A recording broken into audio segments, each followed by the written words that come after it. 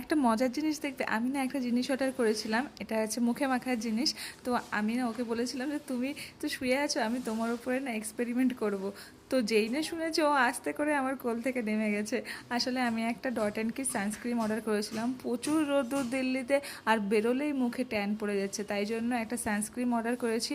আর এটা রিভিউ দেখে নিয়েছিলাম আমি, জানি না কেমন হবে, তা ওকে আমি বলেছিলাম তুমি এখানে শুয়ে আছো যেহেতু, আমার কাছে তো আয়নায়, আমি তোমার উপর ট্রাই করব।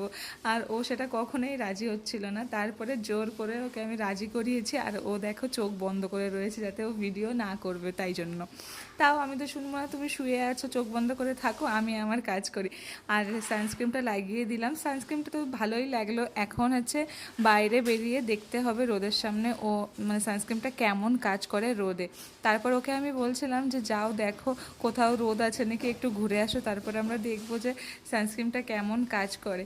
আর দেখো আমি একটু মাখিয়েছি, বেশ মুখটা চকচক করছিল, এবার রোদে গেলে কি হবে জানি না।